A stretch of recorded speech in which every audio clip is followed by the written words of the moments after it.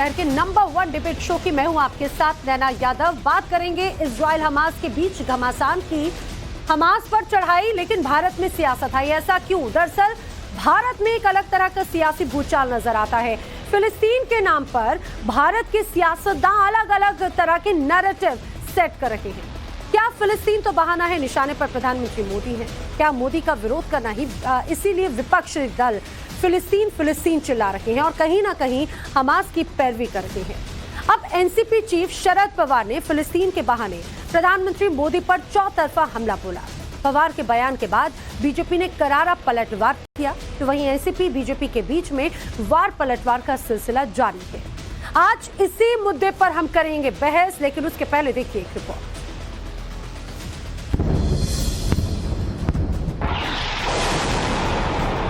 आज तक अगर पैलेस्टीनी लोगों की जो समस्या है, इसको हमेशा भारत ने समर्थन दिया, वह हम कंटिन्यू करेंगे।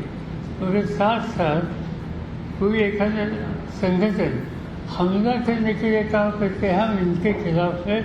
ये एक्सटर्नल अफेयर्स मिनिस्ट्री का स्टेटमेंट है।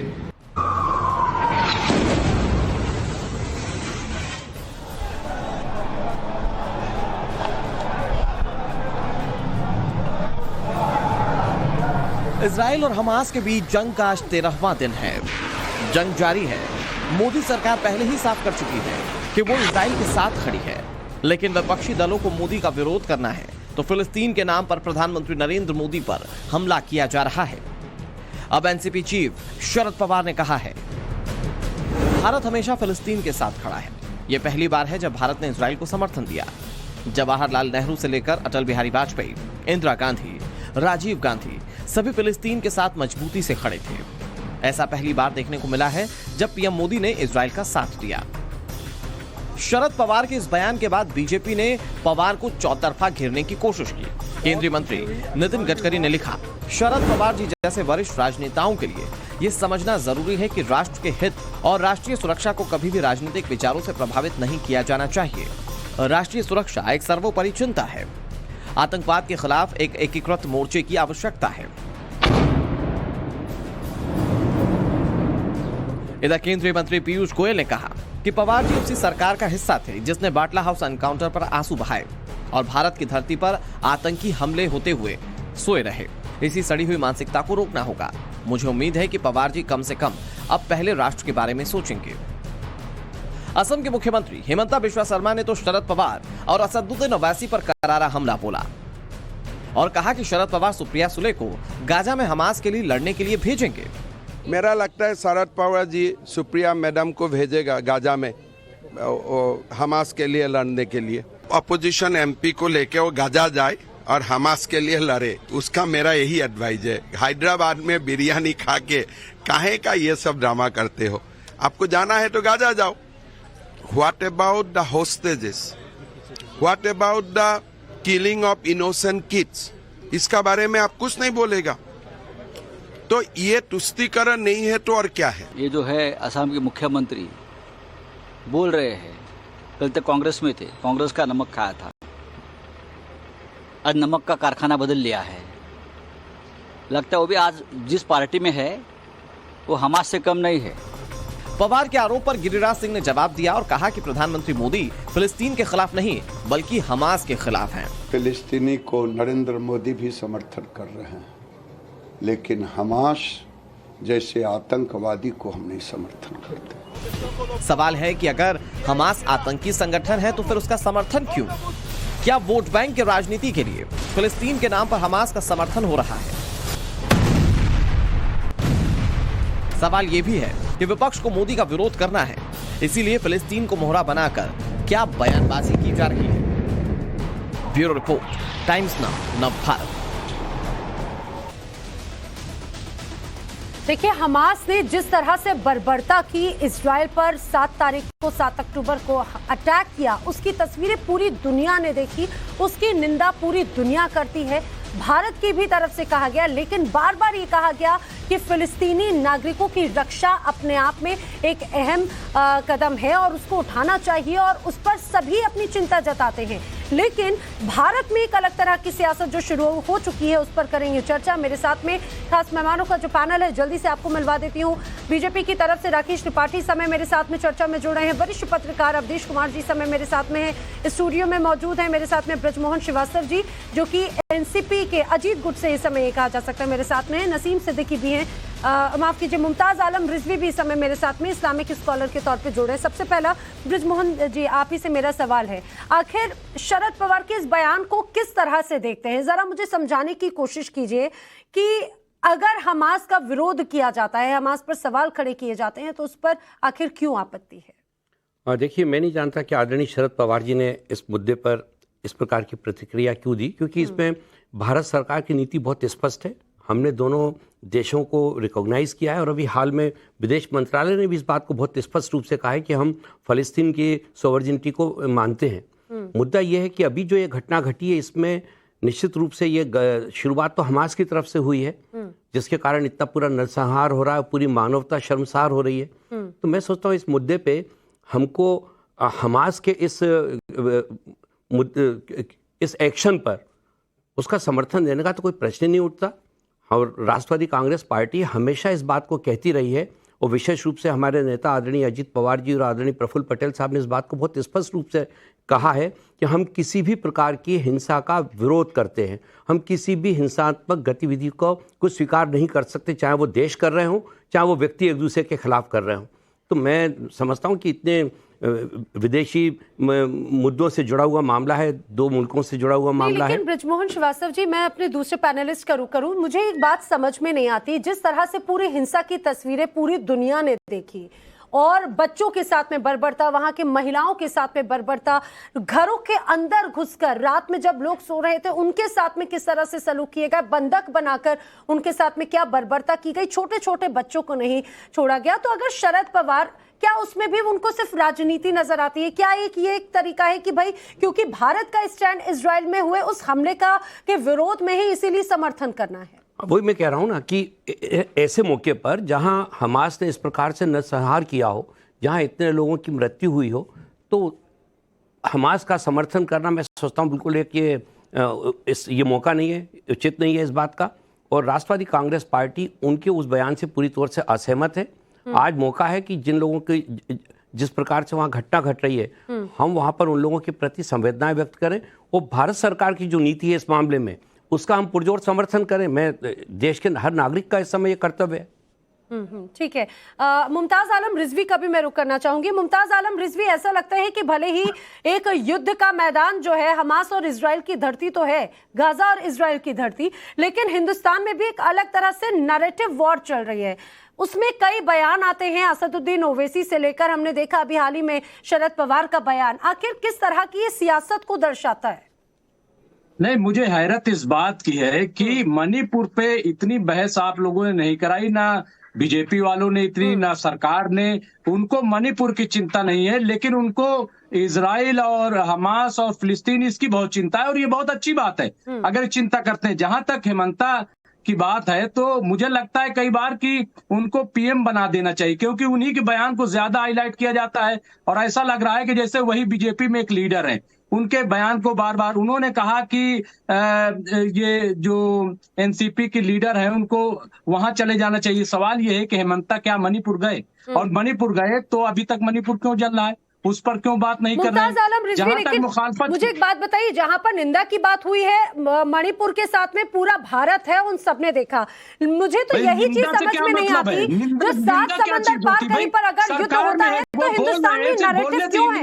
ये कम्युनल वॉर बनाने की क्यों कोशिश की जा रही है? मुमताज आलम रिजवी, आखिर इस तरह के बयानबाजियों से क्या दर्शाने की कोशिश होती है? फिलिस्तीन के साथ रहे हैं, हमेशा हम फिलिस्तीन के साथ रहे हैं और आतंकवाद के खिलाफ रहे, लेकिन उसको जिस तरीके से पेश किया गया कि इजराइल के साथ हम खड़े हो गए, इजराइल से हमें बड़ी अचानक बड़ी मोहब्बत हो गई और एक दिन का वाकया पर आपने अपनी ही बात का जवाब भी दे दिया। अब आप पॉइंट पर आए हैं, जिस तरीके का हमला हुआ, सुनिए, अब आप पॉइंट पर आए हैं। हिंदुस्तान की हमेशा से नीति रही है, हमेशा से नीति रही आतंकवाद के खिलाफ की, हमेशा से नीति रही है कि आतंकवाद का विरोध करते रहेंगे, और क्योंकि उसका आतंक का दंश हिंदुस्तान ने झेला है, किस तरह से पाक प्रायोजित जो तमाम आतंकी घटनाएं रही, लेकिन जो 7 तारीख को हुआ, इजराइल पर अटैक किसने किया? हमास ने किया। और ये बार बार कहा जाता है हमास फिलिस्तीन नहीं है, हमास फिलिस्तीन का नेतृत्व प्रतिनिधि नहीं करता। हमास एक आतंकी संगठन है, आतंकी संगठन है। अगर आतंकी संगठन का विरोध होता है तो क्यों आपत्ति होती है? फिलिस्तीन है, एक मिनट ये बताइए, गाजा फिलिस्तीन है कि नहीं है? हमास फिलिस्तीन है क्या? फिलिस्तीन है कि मैं नहीं आपसे है? पूछिए, हमास फिलिस्तीन है क्या? लोगों को मारे इजराइल जो है, कितने लोगों को मारा इजराइल, बताइए आप। अरे उस पर तो चिंता जाहिर की। मुझे एक बात बताइए, कल जब अस्पताल पर अटैक हुआ हिंदुस्तान में, प्रधानमंत्री मोदी ने उस पर ट्वीट किया, उसकी निंदा की, उस पर प्रश्न चिन्ह खड़े किए। दुनिया के कई देशों ने कहा, लेकिन वो चीज नजर नहीं आती। उसको लेकर एक अलग प्रोपेगेंडा क्यों तैयार किया जा रहा है? हिंदुस्तानी पॉलिसी को आप लोग बदनाम कर रहे हो, मैं ये कह रहा हूँ। आप लोग हेमंता जैसे लोग बदनाम कर रहे हैं पीएम मोदी। मैं चाहती हूँ बीजेपी प्रवक्ता राकेश त्रिपाठी से इसका जवाब ले लेते हैं। राकेश जी, मुमताज आलम रिजवी कह रहे हैं कि भाई जो पॉलिसी है उसको बदनाम करे, पॉलिसी ही बदल दी है। पीएम कुछ बोल रहे हैं, भाजपा के लोग कुछ बोल रहे हैं। मुमताज आलम रिजवी पूरी तरह से तर्कविहीन हो गए हैं। मुमताज भाई तर्कविहीन नहीं हो गए हैं। अब मुमताज भाई थोड़ा सा धैर्यपूर्वक सुनिए। मुमताज जी, अब आपके सवाल का जवाब लेती हूं। आपने कहा कि चूंकि हेमंता जी के बयानों के आधार पर उनको पीएम बना देना चाहिए। बयान देकर के कोई पीएम या सीएम नहीं बनता है भाई। नहीं तो मुमताज आलम को भी बोलने के आधार पर तुरंत ये कहते मैं कैबिनेट मंत्री का दर्जा मुझे भी मिल जाना चाहिए क्योंकि मैं भी टीवी पर बोलता हूं। अरे बोलने से कोई पीएम या सीएम नहीं बनता है, इसलिए मैं कह रहा हूं कि तर्कविहीन हो गए। एक गंभीर मसले पर जब बात कर रहे हैं और बात जब अंतर्राष्ट्रीय प्रकृति का हो, बात जब हिंसा से जुड़ा हुआ हो, तो थोड़ा सा संवेदना के साथ बात करनी चाहिए, मुझे लगता है। अब थोड़ा सा बोलते समय मुमताज भाई बोलते समय यह भी ध्यान रखना चाहिए ना कि जब बोलते हैं तो सुनना भी चाहिए। आप बोल रहे थे, सब सुन रहे थे, अब मैं बोल रहा हूं तो कम से कम सुनिए, धैर्यपूर्वक सुनिए। आपको फिर अभी नैना जी अवसर देंगी काउंटर करने के लिए, दोबारा बोलने के लिए। देखिए, मुझे बड़ा आश्चर्य है शरद पवार के बयान को लेकर के। शरद पवार को भारतीय राजनीति में मराठा छत्रप के नाम से भी मीडिया कई बार संबोधित करती है। और मराठाओं का इतिहास अगर आप देखेंगे तो राष्ट्रभक्ति की भावना कूट कूट करके मराठा जो सरदार रहे हैं, मराठा राजा रहे हैं, उनके भीतर किस प्रकार की रही है। और मुझे वो भी दिन याद है, अवधेश जी बैठे, हम उस बात को ज्यादा ठीक से करेक्ट करेंगे कि कैसे विदेशी मूल के मुद्दे पर ही शरद पवार जी ने एनसीपी का गठन किया था, कांग्रेस से अलग हो गए थे। ये राष्ट्रभक्ति का उनका भाव था, देश के प्रति उनका भाव था। लेकिन कैसे शरद पवार जी, ये वयोवृद्ध नेता, आज किस दिशा में चले गए हैं? ये तुष्टीकरण की, मजहबी तुष्टीकरण की जो घमंडिया की राजनीति रही है, उस राजनीति में आज शरद पवार इतना बह गए कि आज शरद पवार जाकर के आज उसका कुख्यात आतंकी संगठन का समर्थन करने के लिए बैठ गए। हमास का जो कुख्यात आतंकी हमला है, यह आतंकी हमला पूरी मानवता के लिए चिंताजनक है। अरे भाई, फिलिस्तीन का समर्थन करने से पहले आपको हमास की निंदा करनी होगी। बिना हमास की निंदा किए अगर आप फिलिस्तीन का समर्थन कर रहे हैं तो यह माना जाएगा कि आप मजहबी तुष्टीकरण के आधार पर केवल कर रहे हैं। आपके लिए केवल सवाल तो यही खड़ा होता है कि हमास की निंदा ही तो नहीं होती, हमास की निंदा ही तो नहीं होती। एक बार हमास की निंदा कीजिए बस, क्योंकि पूरी दुनिया फिलिस्तीन के साथ में है, फिलिस्तीनी नागरिकों के साथ में है, फिलिस्तीनी रिफ्यूजीज के साथ में है, लेकिन उसकी आड़ में जो हमले हो रहे हैं उसकी निंदा करनी होगी। और इजराइल के बीच में जारी जंग में अब हिंदुस्तान में एक अलग नैरेटिव बनाने की कोशिश करते हुए नजर आते हैं। मेरे साथ में खास मेहमान लगातार मौजूद हैं, उनसे चर्चा भी जारी है। अवधेश जी का मैं रुख कर लेती हूँ, वरिष्ठ पत्रकार हैं। अवधेश जी, नैरेटिव की हम बार बार बात कर रहे हैं और अब उसी में ही एक कहा जाए उस आग में घी का काम एक तरह से शरद पवार का ये पूरा बयान करता हुआ नजर आता है। देखिए, शरद पवार जी देश के, मैं समझता हूं कि पिछले लगभग 25 वर्षों से सबसे प्रैक्टिकल, सबसे मतलब समय पर भारत के पक्ष में स्टैंड लेने वाले नेता रहे हैं। यहां तक कि अटल जी की सरकार में जब न्यूक्लियर विस्फोट हुआ और पार्लियामेंट में कम्युनिस्ट पार्टियों ने इसके विरोध में चिल्लाना शुरू किया, और जब कांग्रेस के अंदर भी, जब वो कांग्रेस में थे, जो वामपंथी थे, चिल्लाना शुरू किया, तो मुझे याद है शरद जी उठ के खड़े हुए कि इसमें इस ढंग से मैसेज नहीं जाना चाहिए, दुनिया में हमारा एक होकर मैसेज जाना चाहिए, ठीक बात नहीं है। तो वो उस प्रकार का स्टैंड लेते रहे हैं। जब इलेक्ट्रॉनिक वोटिंग मशीन के खिलाफ बाकी पार्टियां थी, उन्होंने कहा कि भाई उसमें कोई गड़बड़ी नहीं है। लेकिन जब अपनी राजनीति का ऐसे लोगों के साथ आप करने लगते हैं तो फिर आपकी एक मजबूरी हो जाती है। तो सर क्या ये इस तरह के बयान सिर्फ एक राजनीतिक मजबूरी का नतीजा है और सिर्फ इसीलिए विरोध करना? इस पर भी मैं चर्चा जारी रखूंगी। एक और बहुत छोटे से ब्रेक के बाद में जल्द वापस होंगे, बने रहिए। ब्रेक के बाद एक बार फिर आपका स्वागत है। बार बार हम लगातार आपको ये बता रहे हैं कि जिस तरह से फिलिस्तीन, यहाँ पर ये कहा जाए कि कहीं ना कहीं एक ढाल बनाते हुए हमास उसका इस्तेमाल कर रहा है, फायदा उठाकर इजराइल पर अटैक करता है, लेकिन उस नरसंहार के प्रति भी किस तरह से सिलेक्टिव अप्रोच हिंदुस्तान में भी तमाम नेताओं की नजर आती है, उसी पर लगातार चर्चा जारी है। मुमताज आलम रिजवी, ब्रिजमोहन श्रीवास्तव जी, अवधेश कुमार जी, राकेश त्रिपाठी जी समय मेरे साथ लगातार इस चर्चा में मौजूद है। मुमताज आलम रिजवी, जब ब्रेक पे जाने से पहले सवाल कर रहे थे, मेरे पैनलिस्ट राकेश त्रिपाठी ने भी आपसे सवाल पूछा, बार बार लोगों के मन में यही सवाल है कि फिलिस्तीन का समर्थन, उनके प्रति संवेदना पूरे दुनिया की है, हिंदुस्तान में रहने वाले भी लोगों की है, नेताओं की भी है, लेकिन हमास के प्रति आखिर क्यों नहीं सवाल उठाते? और सवाल अगर उठाए जाते हैं तो उस पर आपत्ति क्यों जताई जा रही है? क्या इसे कम्युनल वॉर देने की कोशिश है हिंदुस्तान में? नहीं, बिल्कुल। ये वो लोग हैं जो कुंवर दानिश अली को मैंने बार बार कहा, संसद के अंदर आतंकवादी कहते हैं और न जाने क्या क्या कहते हैं। नंबर एक। नंबर दो, ये कि मैं एक चीज और पूछना चाहता हूँ कि आज 13वां दिन हो गया, 12 दिन से जिस तरीके से अटैक इजराइल कर रहा है और मासूम बच्चों को मार रहा है, क्या वो हमास के लोग मारे जा रहे हैं? क्या कितने हमास के लोग मारे गए? हमें जरा आंकड़ा दीजिए। कितनी कामयाबी इजराइल को मिली है, जरा आंकड़ा दीजिए। नंबर दो। नंबर तीन बात यह है, नैना जी आप बताइए कि इतनी बड़ी चूक मोसाद से कैसे हो गई? इतनी बड़ी चूक नितिन याहू से कैसे हो गई? और नितिन याहू से कोई सवाल तक नहीं कर रहा है। अरे मुमताज आलम रिजवी, आप शायद या तो आप खबरों से अवगत नहीं रहते, या तो खबरों से अवगत नहीं रहते। आपको इस बात को जरा समझना चाहिए कि जिस तरह से जब हमले हुए तो सभी ने चिंता भी जाहिर की। अवधेश जी कुछ कह रहे हैं? चिंता नहीं, मैं क्या अरे भाई सुनिए मुमताज जी, बहुत सुन लिया है। नहीं, ये एक बात दुनिया, हम और आप तो जानते भी नहीं कि हमस ने अटैक किया है। हमस ने स्वयं मारा, वीडियो जारी किया कि हमने ऐसा किया है। इस्लामिक स्टेट ऐसे भी कर रही थी, दुनिया जानती भी नहीं कि किसने मारा है। अरे सुनिए मेरी बात तो सुन लीजिए, बोल रहे थे, मेरी बात तो सुन लीजिए। बताया मोसाद कहाँ था? बर्बरता करते हैं, पता नहीं लगा इतना बड़ा एक्ट हो गया। नितिन याहू के नजर में थे, ये सरकार की नाकामी नहीं है। सुनिए, सरकार की नाकामी है तो भारत नहीं है कि हम उसकी चिंता करें? ये हमारे हम कह रहे हैं कि ये पैरवी करने के लिए बैठे, इतनी बड़ी नाकामी है। ये एक आतंकवादी आप लोग वो है कि जब पुलवामा में अटैक होता है तो आप लोग सरकार के सामने सवाल नहीं करते, सरकार से सवाल नहीं करते कि अटैक क्यों हुआ है। अपोजिशन को इल्जाम लगाते हैं। वैसे ही इजराइल में हो रहा है। मैं चुपचाप सुन रहा था, आप आतंकवाद का समर्थन कर रहे थे, मैं भी सुन रहा था। मैं आतंकवाद का समर्थन नहीं कर रहा हूं, लेकिन आप सबको आतंकवादी कह देंगे। दानिश अली आतंकवादी है, बताइए। मैं दानिश अली पर चर्चा नहीं है, बताइए। चर्चा फिलिस्तीन हमास के हमले के जवाब पर है। आप बहाना मत बनाइए, आप बहाना मत बनाइए, शांत हो जाइए। प्राइम मिनिस्टर ने क्या कहा? नहीं, सुनिए, आप लोग आलोचना कर रहे हैं। प्राइम मिनिस्टर ने क्या कहा? प्राइम मिनिस्टर ने यही कहा है कि प्राइम मिनिस्टर ने क्या कहा है कि सुनिए, आप लोग दरअसल मणिपुर से बचना चाहते हो, हिंदू मुस्लिम की राजनीति हिंदुस्तान में खड़ा करना चाहते हो। इससे जीत हासिल होने वाली नहीं है। अरे तो जीत हासिल क्या सिर्फ मुस्लिमों को बरगलाने से होगी क्या?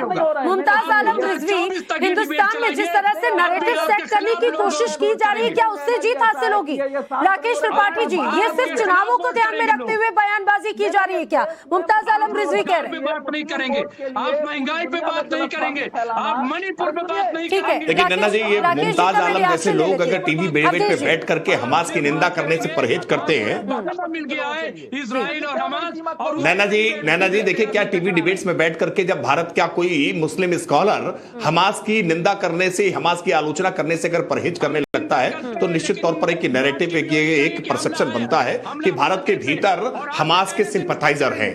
देखिए, ये सच है कि भारत ने स्वयं युद्ध झेले हैं, युद्ध की त्रासदी भारत ने झेली है, भारत ने आतंकवाद की त्रासदी झेली है, और इसलिए भारत ये मानता है, भारत ये जानता है, और भारत हमेशा इस बात को घोषित करके कहता है कि हमें कभी भी युद्ध समाधान नहीं हो सकता है। भारत ने बुद्ध दिए हैं, भारत ने गांधी की अहिंसा दी है, इसलिए भारत कभी भी हिंसा के पक्षधर नहीं है, भारत हमेशा ये मानता है। लेकिन आत्मरक्षा करने का अधिकार नहीं होगा क्या? क्या हम आतंकी हमले झेलते रहे और रिटेलिएट न करें? क्या सर्जिकल स्ट्राइक और एयर स्ट्राइक के खिलाफ खड़े होने वाले लोग आज ये वही लोग हैं जिनको इजराइल के एक्शन पर आपत्ति है? लेकिन हम ये मानते हैं कि इजराइल पर जिस प्रकार का क्रूर आतंकी हमला हुआ और मुमताज आलम रिजवी, आप हिंसा की बात करते हैं, मुझे एक बात बताइए। ठीक है राकेश जी, मैं आपको रोकना चाह रही हूँ, मुमताज आलम रिजवी, आप इस बात का जवाब दीजिए, हिंदुस्तान ने आतंक का दंश झेला है या नहीं?